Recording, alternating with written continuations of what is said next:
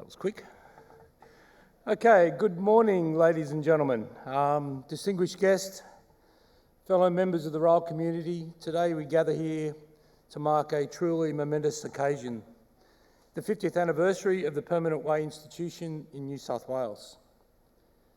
This is a celebration of our longevity, a tribute to our unwavering dedication, passion, and pioneering spirit that has driven the PWI since it was established as an independent section in New South Wales back in February 1974. As we proudly host our 51st annual convention, today we honour the tradition that began on October 25, 1974, at the historic Transport House in Sydney, which was then the home of the railways in New South Wales.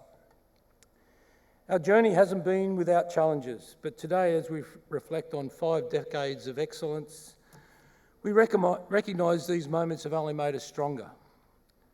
Despite the setback, like the pause in 1977 following the Granville train disaster, the PWI has emerged as a more resilient and determined to make a lasting impact. I extend a warm welcome to everyone here, our esteemed guests, dedicated members, cadets, life members and our retired delegates, and also representatives from the Queensland, South Australia and the recently formed Victorian PWIs. I'd also like to welcome our esteemed guests who have taken time out of their busy schedules today to join us. We've got Minister Halen here this morning. We've got Camilla Dover from Transport for New South Wales, Paul Bajaya from Sydney Trains, Julian Richards, the CEO of Regional Rail Link, Hope Steele from TrackSafe, Damien White, the CEO of RISB, Nick Miller will be joining us later from Inland Rail. We also have Jonathan Barnes, the RTAA President, and Natalie Curry, one of the General Managers from the ARA as well. And then during the day we also have Tim Parker, Wayne Johnson, Mike Zambelli and Matt Longland from Sydney Trains joining us at various stages during the convention. So thank you all for coming. I do have a quick apology, and that was from a long-time supporter of the PWI and a regular at all our events in Howard Collins.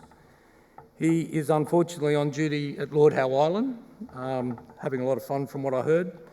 And anyway, he sends his congratulations and hopes we have a successful convention. We're also incredibly honoured for the PWI to have cadets and students from a number of the universities, Charles Sturt University, Newcastle University and the University of Technology in Sydney, and they're our future of the rail industry. So your presence here today, guys, testaments to our strength and the reach of the PWI. A special acknowledgement also goes to our founding members of the PWI, the true rail people, who laid the groundwork for what would become the cornerstone of the rail industry in New South Wales. Names like John Brew, Alex Cotty, Don Haggerty, Ken Locke, Doug Neal, Ken Swan, Dave Tritton are all etched in our history. We're also incredibly honoured today to have John Brew joining us. John was one of the founders of the New South Wales PWI and an integral member in setting the wheels in motion back in 1974. His vision, along with his fellow founders, has set us on this incredible journey over the last 50 years. I'd also like to thank some of the early committee members who are joining us today. When I say early committee members, I'm talking about back in the late 70s and early 80s in Bob O'Loughlin. We've got Ted Kate. We've also got Don Archer and Ray Christie, so thanks for coming along. I'll just pause for a second and talk about a few safety announcements before we get started. There are no safety drills planned for today, so in the event that we do have an emergency, you will hear the usual sounds, and I'm not going to make them. So we'll move to the exit signs and follow the directions of the wardens as we leave the building. Today, the Star is strictly a non-smoking area, and also we have first aiders on site. Before I do commence, I would like to acknowledge the traditional custodians of the land on which we meet today, the Gadigal people of the Aurora Nation, and recognise their continuing connection with the land, the water and the communities, and we pay our respects to their elders past, present and emerging. I do want to acknowledge the significant contribution of our corporate members of the PWI, our platinum members in Asiona, CPB, JMDR, John Holland and Lang O'Rourke for supporting this convention. We also have received some tremendous support from a number of others in New Era, Lycopodium, Brimble Rail, RT Health and Degnum. And for the first time, we've actually got some sponsorship towards a major convention as we celebrate our 50th anniversary. That support allows us to provide high-quality conventions and keeps our costs down to a reasonable level. And you'll also note that Lycopodium is our lanyard sponsor. So I'm deeply honoured to stand here before you as the President of the New South Wales PWI, representing a rail industry association that has been supporting the rail industry for over 50 years. 8 individuals have held that prestigious role of President of the New South Wales PWI, and that's a testament to the institution's continuity, dedication and resilience. Today we have 2 past presidents joining us, Mike Hickey and Ron Christie. They played a critical role in developing and growing the PWI in these early days. The PWI has been steadfastly committed to fostering a strong rail community and providing benefits for our members, underpinned by our 4 strategic pillars. And they are community, knowledge sharing, pathways and relevance. And that's been the foundation of our achievements. From our constantly delivered high-quality annual events to introducing a tiered corporate management system, or membership system, the successful Lunch and Learn program, our country metropolitan technical meetings, we've continued to evolve and adapt to the needs of our members. Our annual convention, such as our executive breakfasts, winter dinners, our annual golf day, have all become cherished traditions in the PWI calendar. Perhaps most significantly, we're focused on recognising excellence in our industry through our annual awards, to put a shining light on the incredible contributions of our members, which highlights the industry in which we work every day. This year's convention theme, a nod to the past and an eye to the future, encapsulates our journey.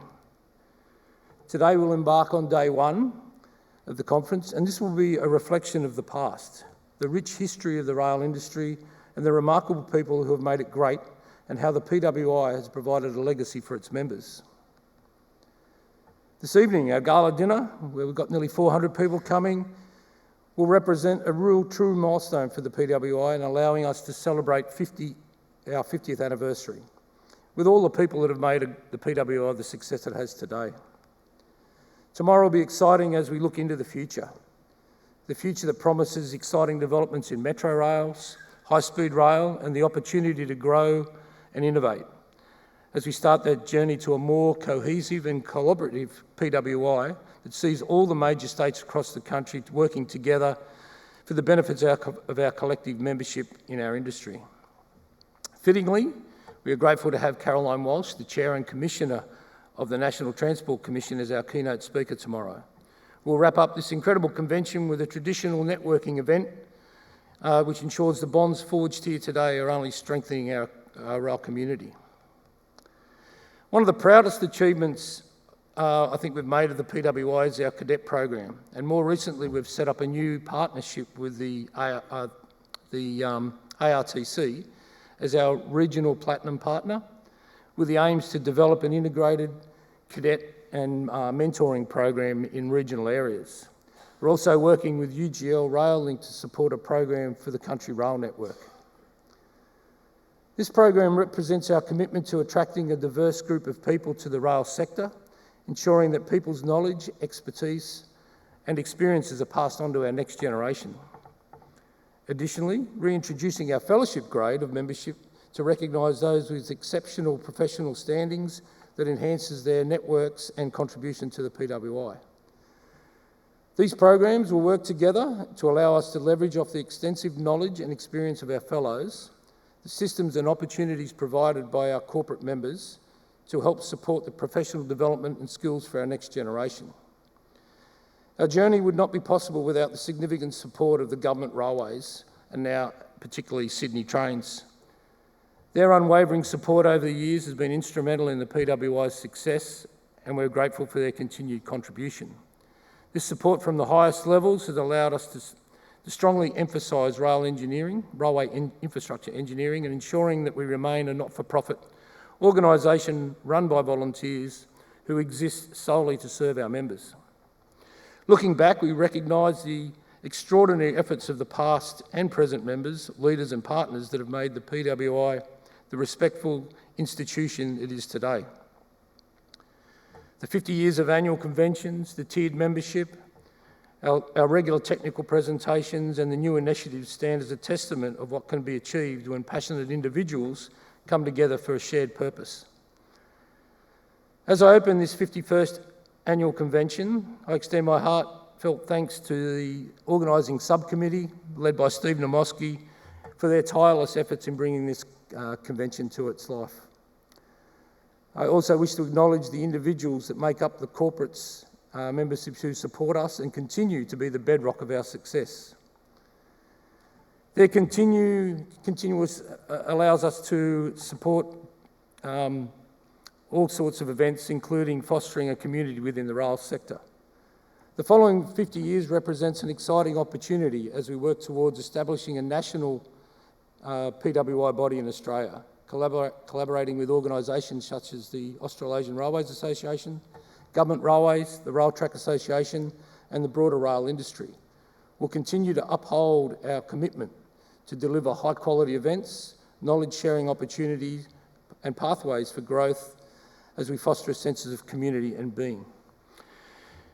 It is now with my intense pride that I formally open our 2024 annual convention as we celebrate 50 years of the Permanent Way institution in New South Wales. So here's to the next 50 years. May they be filled with even greater achievements and stronger connections and continued excellence. Let us celebrate this incredible journey and look forward to our countless milestones of yet to come. Thank you.